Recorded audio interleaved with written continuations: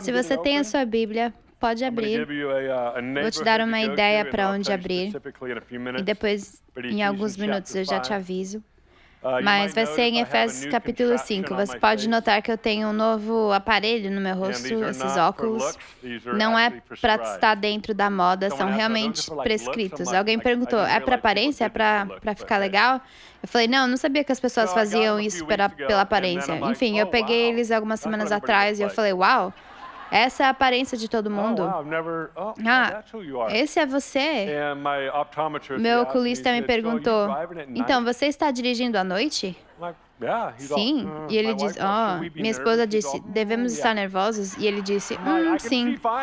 Eu falei, eu posso ver bem, estou bem, eu vejo as linhas, eu vejo os sinais, estou totalmente bem. Então ele disse, você passou seu exame de vista para dirigir? E eu disse, foi uma luta. A gente foi numa festa de aniversário na semana passada e eu decidi usá-lo pela primeira vez. E eu estou em pé conversando com 4 ou 5 pessoas e eu me encontrei completamente observando todos os rostos. E eu pensei, eu nunca vi essa verruga antes. Uau! Eu não sabia que eles tinham uma cicatriz no rosto deles. Eu me olho no espelho todas as manhãs e eu penso, uau, tem várias coisas acontecendo aí, Eric, eu nunca tinha visto antes. De qualquer forma, vocês todos estão bem bonitos hoje. Eu te vejo. Eu consigo te ver, é incrível. Hoje o título da mensagem é Olá, futuro. Diga isso comigo. Olá, futuro. Eu vou começar porque temos uma quantidade limitada de tempo. Eu quero falar sobre o tempo. O tempo é um conceito fascinante. É algo tão interessante. Está no nosso pulso, está nos nossos bolsos, está na parede dos fundos, está no painel dos nossos carros. O tempo está em todo lugar. Nós vemos o tempo, nós vemos os segundos passando. Se você tem um relógio analógico antigo, você consegue ver o ponteiro se movendo. O tempo está em todo lugar. Quantos pais sabem que sua criança, seu bebê não entende o conceito do tempo ainda? Você entende o cenário que você não pode ter um biscoito até depois do jantar. Uma criança não entende isso. E eu vou ser honesto com você, eu creio que a sobremesa podia ser servida antes de jantar. Eu acho que isso deve acontecer depois de você entender o conceito do tempo e ter um pouco de autodisciplina e autocontrole. Mas as crianças não entendem o tempo. Não é até entrarmos em nossos anos elementares e adolescentes que começamos a realmente aprender o conceito de tempo.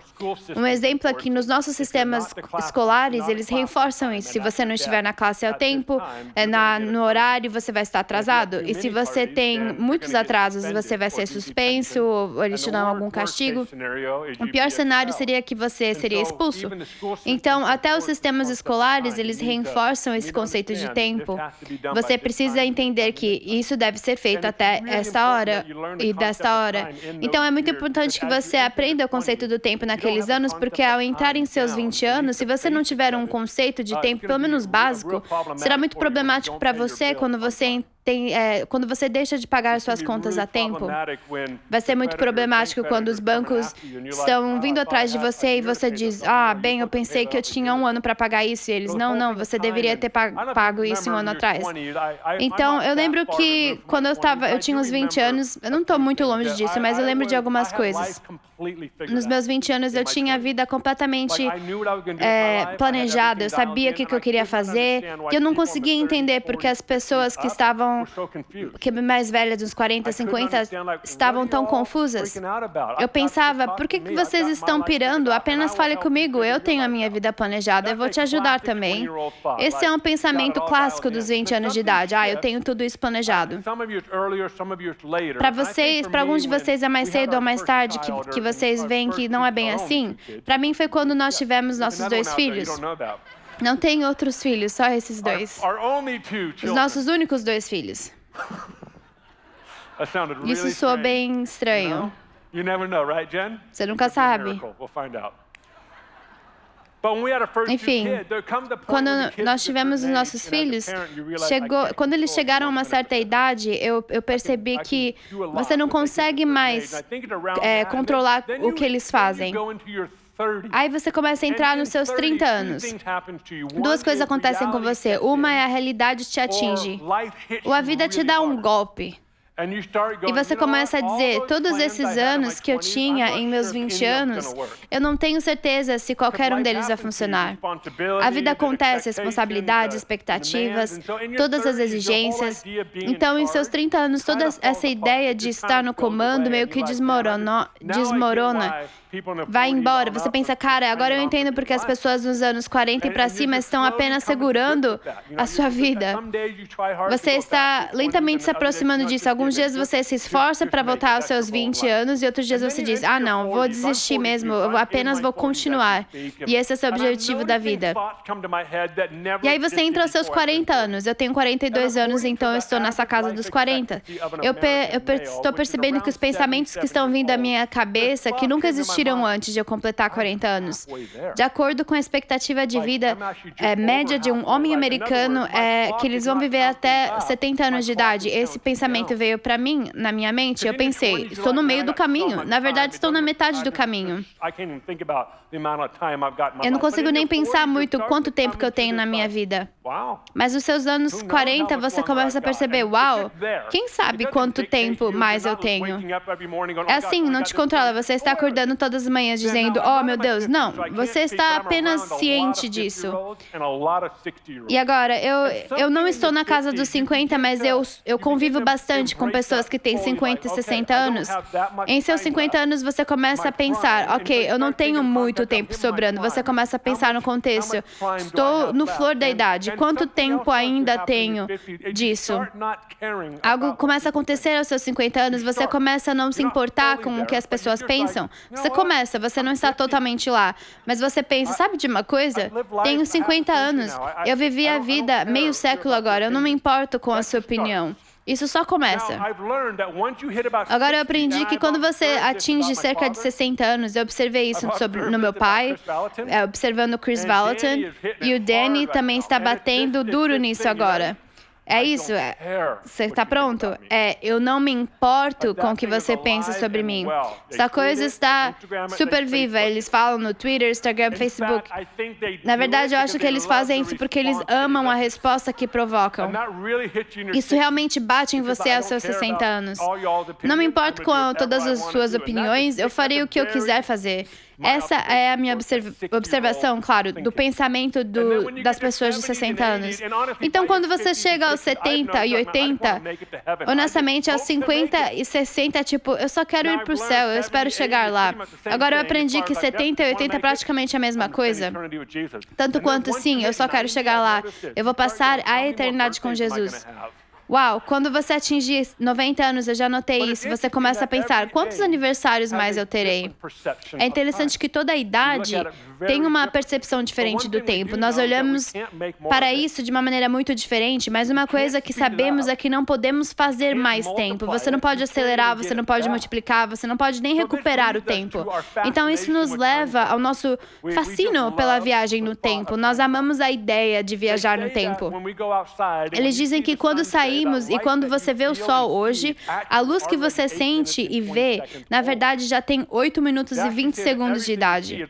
Eles dizem que tudo que você já vê já aconteceu no passado, apenas em alguns minutos ou alguns anos atrás. Então, o ponto é que o tempo está se movendo, não é estático, não é fixo. Às vezes você pode tirar uma foto e isso leva um momento, mas quantos de vocês entendem que a foto não é realmente um bom exemplo do tempo? O tempo está se movendo e uma foto acaba de tirar um segundo disso, ou algo assim. Nós amamos filmes que mostram a viagem do tempo. Que a gente fala, cara, se pudéssemos voltar no tempo e mudar algumas decisões lá atrás, o resultado seria muito diferente hoje. E a gente gosta dessa ideia. Um desses filmes é o Interestelar. É um filme muito interessante. Deixa eu falar isso só para avisar. Nem todo livro ou filme que nós dissermos aqui no púlpito terá palavras ou ideias que estão na Bíblia, ok? Eu só estou sendo claro com isso. Eu não posso acreditar quando as pessoas falam para mim, eu não acredito que você falou para eu ler esse livro. Eu penso, quantos anos você tem? 50 anos? Você está falando sério? Enfim. Então, Interestelar é um filme muito interessante. Há uma cena no filme que é a minha cena favorita. Eles dizem, se formos a este planeta, porque eles estão, claro, no espaço. Se formos a este planeta, cada hora neste planeta é de 7 anos fora deste planeta. Então eles disseram, temos que fazer isso, vai ajudar a história e a humanidade.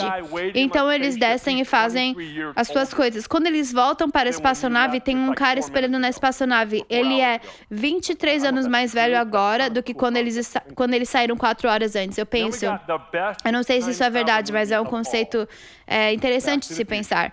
Então temos o melhor filme de viagem de todos os tempos, De Volta para o Futuro, o Michael Fox. Agora, se você tem menos de 40 anos de idade, tem 35 ou menos, faça um favor e vá assistir hoje, é um ótimo filme. Mas a ideia é, podemos voltar e mudar a história, podemos mudar o curso da história. Então, tem outro filme interessante, O Curioso Caso do Benjamin Button. Esse filme realmente mexe com você. O roteiro é muito bem pensado. E o conceito é esse, nasce um bebê do tamanho de um bebê, mas o bebê já tem 90 anos. Conforme o bebê cresce, essa criança fica jovem. Há um ponto na vida do bebê que ele tem a mesma idade de todos os outros, mas quando ele fica mais velho, ele volta a ser um bebê novamente. Então, é apenas uma inversão do tempo. Mas nós amamos esse conceito do tempo. Dizem que, na média, uma pessoa respira cerca de 16 respirações por minuto. Agora, isso não reflete quando você faz exercício. Quando nós exercitamos, obviamente, você respira mais. Mas eles dizem que, em média, uma pessoa respira 16 respirações por minuto. Se você viver até os seus 80 anos, isso significa 672.768.000 respirações que você fará em uma vida. Eles dizem que quando você faz amigos, que na verdade leva tempo para fazer amigos. Eles dizem que leva um mínimo de 40 a 60 horas para passar com alguém nas primeiras semanas que você conheceu para se tornar um amigo casual. Apenas um amigo. Agora, se você quer sair de um amigo casual, para um bom amigo, então você precisa passar de 80 a 100 horas juntos.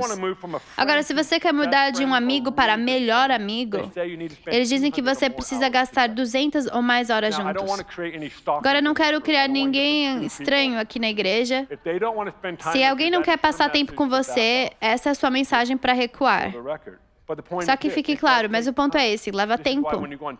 É por isso que quando você faz uma viagem, uma aventura, uma viagem missionária, todas essas experiências compartilhadas, quando você faz isso junto, você consegue se aproximar das pessoas e tem fortes amizades, conexões que saem disso. Por quê? Porque você se ligou bem, você compartilhou algo nesse momento. É por isso que muitas pessoas se casam como resultado de viagens missionárias, é verdade, especialmente na igreja. Hábitos. Eles dizem que leva 21 dias para criar um hábito. A Universidade de Londres contesta isso. Eles disseram que leva cerca de 66 dias para criar um hábito. Qual é o ponto? Leva tempo. Uma das maiores perguntas que quero que você faça a si mesmo hoje é: você está aproveitando o tempo ou o tempo está se aproveitando de você? Na verdade, existe uma maneira bíblica de enxergar o tempo. Eu acho que é importante falar sobre isso. Existe realmente uma maneira bíblica de enxergar o tempo. Por exemplo, o hinduísmo tem uma visão muito cíclica do tempo. Anda em círculos. Então, é por isso que a reencarnação, quando você morre, é reencarnado em outra coisa. O tempo nunca acaba. É o ciclo da natureza. Mas na versão bíblica, é exatamente o oposto disso. É comunicado na Escritura como se fosse uma estrada. Estamos em uma jornada. Nós estamos indo para algum lugar. Eu não gosto da palavra estática ou linear, porque quando vocês entendem que quando você diz sim para Jesus, é tudo menos estático, é tudo menos linear. É algo tipo uma montanha-russa. É mais assustador do que você já imaginou. Isso é o que significa seguir a Jesus. Quantos de vocês entendem que há um começo da montanha-russa e um final? Então, o ponto que você está numa jornada. É importante que a gente precisa pensar sobre isso, porque eu acho que o perigo de um pregador como eu comunicar, isso é a mensagem que eu estou comunicando que eu cheguei, que eu cheguei aqui, eu vou te ensinar como chegar aonde eu estou. Não, eu acho que precisamos mostrar o outro lado da história, é que nós estamos realmente trabalhando em várias coisas. É por isso que o apóstolo Paulo, o grande apóstolo Paulo, disse, cara, eu ainda estou na ação da salvação com temor e tremor. Qual é o ponto? Estamos todos nessa estrada, nessa jornada juntos. Há coisas em que confiamos bastante, há coisas em que confiamos mais ou menos, que nós sabemos a verdade, mas ainda não vivemos isso. Acho que precisamos nos tornar um pouco mais honestos sobre o caminho em que estamos tomando. O ponto é esse, o tempo vai tirar vantagem de nós ou vamos aproveitar o tempo? Então a visão bíblica é que estamos realmente em uma estrada. Nós estamos... A perspectiva cristã é que tem 3 estágios do tempo. Antes da cruz, que seria o Antigo Testamento, foi antes de Jesus vir. Então, a cruz, que é o cumprimento, Jesus cumpriu tudo. E depois da cruz. É por isso que nos nossos círculos dizemos, nós não vivemos antes da cruz, nós não apenas vivemos na cruz, nós vivemos através da cruz e depois da cruz. Qual é o ponto? Jesus colocou um marcador no chão e agora nós vamos para frente. Então, em uma perspectiva cristã, existem 3 estágios do tempo, 3 fases. Eu me lembro que quando eu era criança na escola dominical, eu já levantei a mão 10 vezes para aceitar Jesus, né, como criança. E eu lembro de chegar em casa e pensar sobre a eternidade, e eu pensava, como isso é possível? Eu lembro tentando entender que Deus não há início, não há fim. E eu tentava entender como isso é possível. Em Eclesiastes capítulo 3, há um versículo escondido ali, no meio do capítulo. O autor é Salomão, e ele diz, Deus colocou a eternidade em nossos corações, mas ainda não temos a capacidade de compreender o conceito de um começo e um fim. Não é fascinante que você e eu tenhamos esse anseio por algo que não conseguimos entender? Então, o que é isso? Paulo falou isso em seu livro. Ele diz algo assim, quando você diz sim à fé, há um desejo, um grito dizendo, Abba, Pai, algo que você está buscando por algo que você não conhecia antes. Um segundo atrás, você não sabia que isso existia, um anseio profundo dentro de nós por algo muito maior do que vemos ou entendemos. Esse é o aspecto eterno que Deus colocou em você. É um anseio por algo maior, é algo mais verdadeiro, algo que parece mais certo do que eu percebo que tudo é. Então, nós vemos esses 3 conceitos de tempo, antes da cruz, o cumprimento de Jesus na cruz e a ressurreição, que é você depois da cruz. Em Gálatas 3, eu vou ler para você, versículo 23 a 25. Diz, mas antes que a fé viesse, então foi isso antes da cruz. E então em Marcos 1, versículo 14 e 15, para aqueles de vocês tomando notas, diz, o tempo é cumprido, que Jesus está cumprindo o tempo. Então depois disso Paulo fala em 1 Coríntios capítulo 15, versículo 24, ele diz, então vem o fim, quando ele entrega o reino a Deus. Então, é importante para nós, estamos vivendo apenas com esta vida em mente ou estamos vivendo com a eternidade em mente? O pastor Dan compartilhou algo alguns anos atrás. Eu adoro quando ele disse isso. Ele disse, nossa vida está na parte da frente da eternidade. E eu pensei, isso é tão importante porque o que fazemos agora está afetando a nossa eternidade. Nós deveríamos ser as pessoas mais felizes, mais cheias de esperança na face da terra. Por quê? Porque mesmo que a nossa vida nunca mudar nos 40 anos que vamos viver até lá, nós temos a eternidade inteira. Eu nunca mais vou precisar me desgastar depois. Então, nós somos chamados a viver em um reino de esperança que está ancorado nisso. Não apenas nas circunstâncias atuais. Podemos estar contentes de que quando Jesus aparece em nossa vida, ou podemos nos contentar com o fato de que temos uma esperança na eternidade. Muitos cristãos recorrem à primeira esse primeiro pensamento. Você tem que pensar, minha esperança está ancorada na eternidade. Se eu tiver que trabalhar até esse dia, então eu vou fazer, porque eu sei que tem algo maior esperando. Então, Jesus diz em uma das parábolas, ele disse, não se preocupe com o amanhã, você não sabe se amanhã vai acontecer. E depois você tem aqui o rei Davi dizendo, Deus, ensina-nos a contar nossos dias para que possamos viver nossas vidas com sabedoria. Então na Bíblia você tem, não se preocupe com amanhã, você não sabe o que vai acontecer. Depois você tem em outro lugar dizendo, você tem que pensar no amanhã. Mas eu gosto desse ponto de tensão. O que fazemos com isso? Você realmente tem que manter um olho no céu e na eternidade e o outro olho no hoje e no que estamos fazendo com essa vida agora.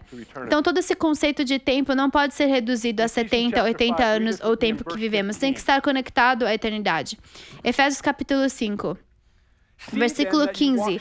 Tenham cuidado com a maneira que vocês vivem, que não seja como os insensatos, mas como os sábios, redimindo o tempo, porque os dias são maus. Portanto, não sejam insensatos, mas procurem compreender qual é a vontade do Senhor. Leia o versículo 16 mais uma vez comigo. Redimindo o tempo, porque os dias são maus. A frase, resgatando o tempo, redimindo o tempo, desafia a lógica. Por quê? Você não pode resgatar, redimir algo que aconteceu no passado. Jesus pode, porque ele está fora do tempo.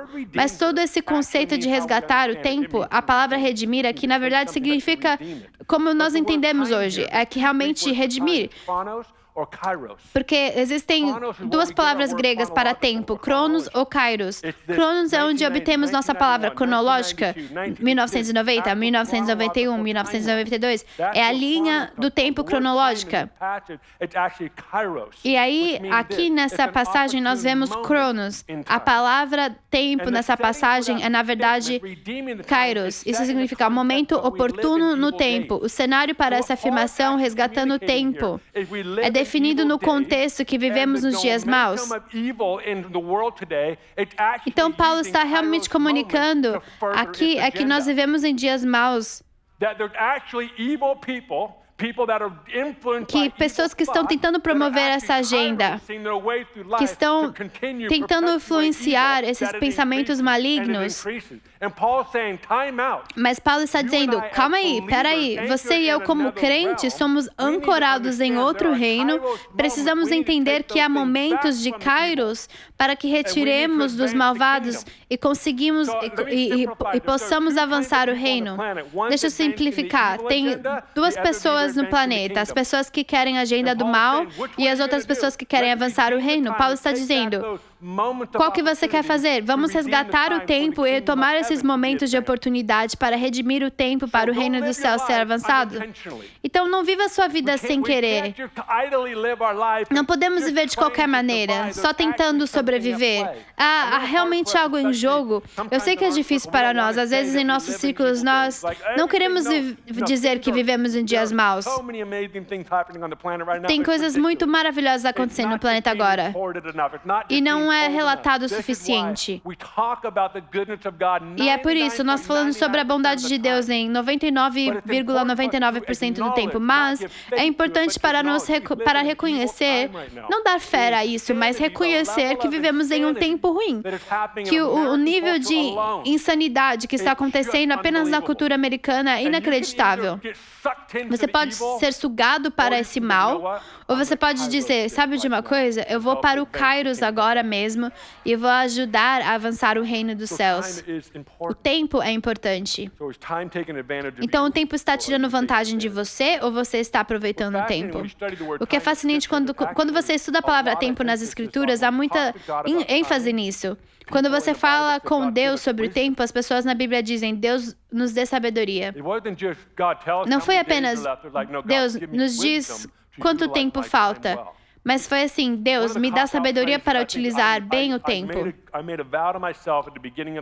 Eu fiz uma promessa para mim mesmo. que eu não ia falar isso para as pessoas. Eu estou muito ocupado. É uma desculpa. É uma frase de fuga para nós. Alguém diz, ei, posso fazer isso com você? Eu falo, eu sou muito ocupado, estou muito ocupado, desculpa. É uma desculpa fácil. Quem está no comando disso? Você. Eu projetei essa minha ocupação.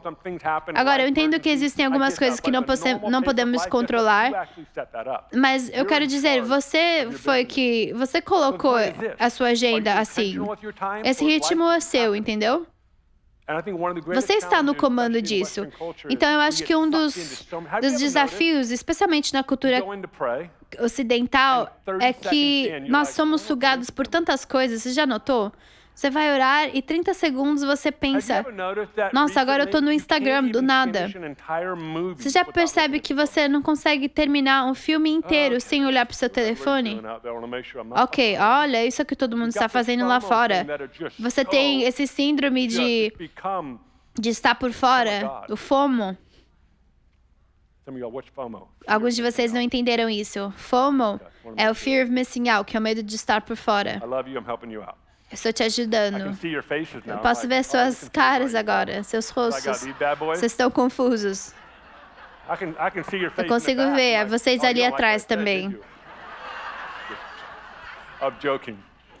Estou brincando. Mas o FOMO se tornou um ídolo em nossa vida. Estamos com tanto medo de perder algo. Mas perdemos a habilidade de continuar. Qualquer coisa. O Chris Cruz tem me desafiado. E na verdade a equipe dele também dizendo, eu tenho dito a mim mesmo para não fazer multitarefas. Então eu vou cozinhar o jantar e não ouvir um podcast ao mesmo tempo. Não vou dirigir, telefonar e ter música em segundo, tipo, escutando atrás. É interessante, se você estudar os millennials e a geração Z, eles têm um fascínio em desenterrar antigas práticas antigas. Por que isso é importante? Porque eles querem uma desintoxicação desse mundo louco que está competindo por um segundo de sua atenção. Estamos tão fragmentados em nossa visão e nossa capacidade de ter atenção a alguém. Eu acho que você ficaria surpreso quando alguém fala com você por 5 minutos, como você consegue se distrair. A menos que seja sua esposa, você definitivamente não quer se distrair com isso. Mas um ponto é esse. O tempo realmente é da essência. É crucial que você e eu façamos algo com o tempo muito melhor, dando atenção ao tempo de uma maneira para que façamos a diferença. Já reparou que quando você está cheio de alegria, o tempo passa muito rápido? Aí você diz, acabou? Não queria que tivesse acabado. Você já foi para tomar café com alguém e, de repente, 3 horas se passaram e você pensa, ai meu Deus, eu acabei de perder 2 compromissos, eu estava me divertindo bastante. E há outras ocasiões que você está num momento que alguém diz, ai meu Deus, isso está demorando para sempre. E você olha para o relógio e você tem 1 hora para passar nisto aqui, mas só passaram 7 minutos e 38 segundos. Eu tenho 53 minutos e meio faltando. Eu odeio esses momentos. Jogo o relógio fora. Mas não é interessante que a sua alegria realmente afeta a sua percepção do tempo?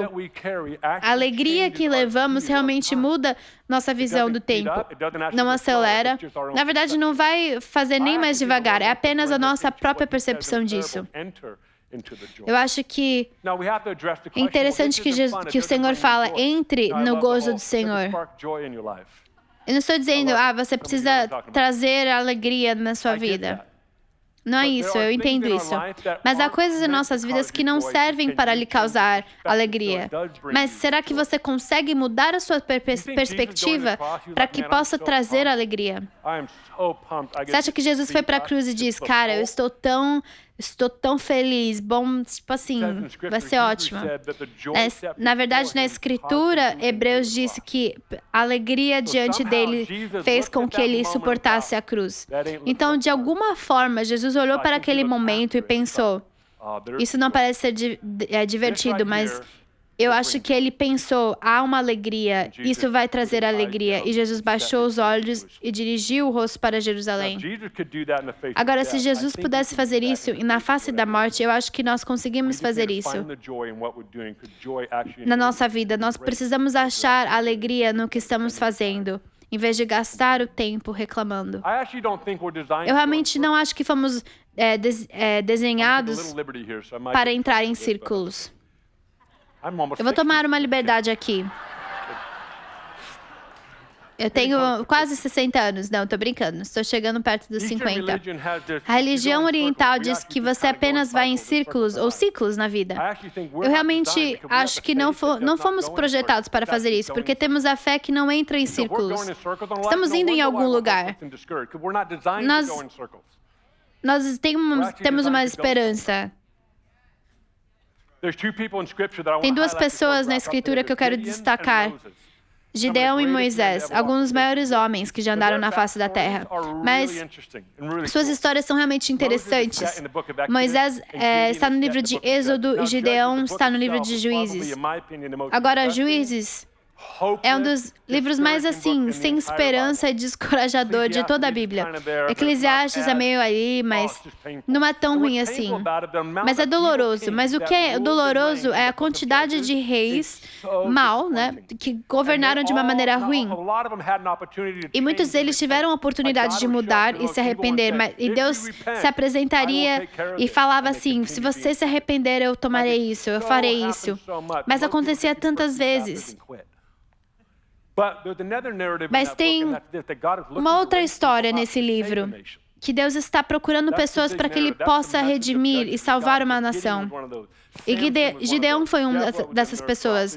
Sansão, Débora, homens e mulheres. Mas vamos falar sobre Moisés. Vocês se lembram de Moisés? É o cara que a sua mãe colocou ele no rio. Ele foi e nasceu na casa de Faraó. Ele cresceu no palácio e ele vê no palácio, através da sua janela, você vê as pessoas lá fora, seus irmãos, suas irmãs, a sua nação de sangue. E ele vê ele sobre a influência da escravidão. E ele está assistindo isso. Ele chega até uma certa idade e acaba matando alguém. E agora ele é um assassinato. Ele foge, vai para o deserto. No momento em que Deus e Moisés se encontram, Moisés está no fundo do deserto. Eu não sabia que havia isso. Na África eles dizem que tem um mato-mato, mas aparentemente no Oriente Médio também tem um lugar assim que é lá atrás do deserto. E é lá que Moisés está. Ele olha para o lado e de repente vê uma sarça ardente. Agora, eu tenho amigos no Oriente Médio e eles dizem que tem arbustos específicos por aí que quando tem uma estrutura química, que quando há calor suficiente, eles conseguem, a árvore consegue pegar em chamas espontaneamente. Então, isso não foi uma visão anormal. Mas o que Moisés faz nessa história? Ele vira para ver essa sarça ardente. E Deus disse para ele, tire suas sandálias, você está a pé em chão sagrado. Então Moisés tira as sandálias. Então Deus começa a dizer, eu te chamei para libertar essa nação. E Moisés, ele entende a impossibilidade disso. Mas ele disse, quem sou eu? Agora eu quero dar um pause nessa história e voltar para Gideão. Gideão tem uma situação diferente. A sua nação, sua família foram completamente devastados por outra nação. Sua economia, seu sistema político. Ele desapareceu completamente. Eles tiraram tudo deles. Então, Gideão está em capítulo 6 de Juízes. Ele está no lagar tentando debulhar alguns grãos e um pouco de trigo para fazer uma refeição. Primeiro de tudo, você não faz isso Mas ele estava tentando não ser descoberto pelo inimigo. Enquanto ele está fazendo isso, Deus disse, Gideão, você é um homem valente. E Gideão diz, hã? E ele começa a dizer a Deus, onde você esteve? O que ele está fazendo? Ele está olhando para o passado dele.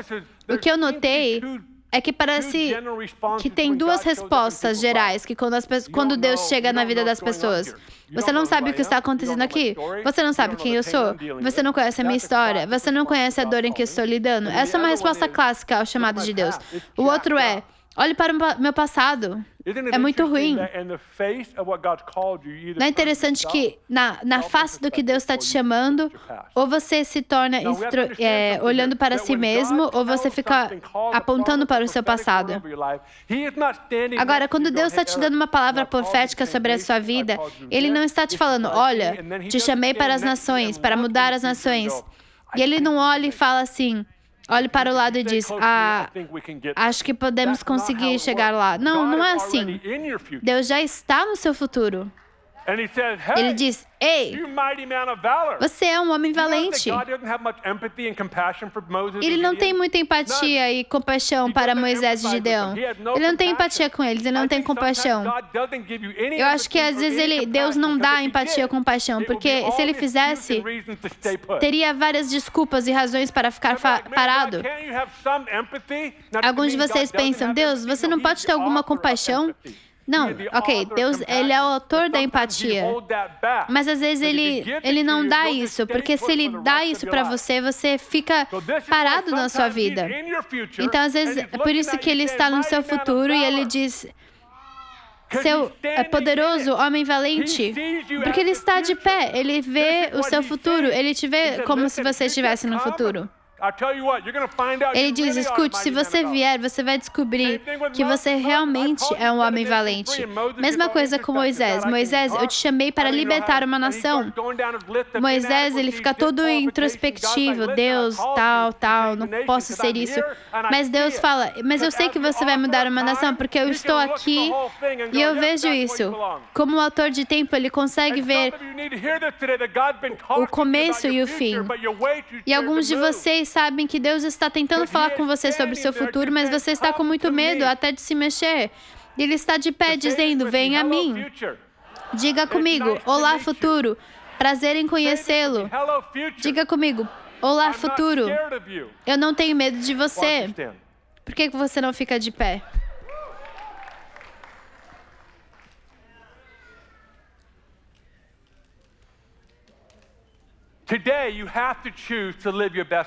Hoje você tem que escolher para viver a vida de uma melhor maneira.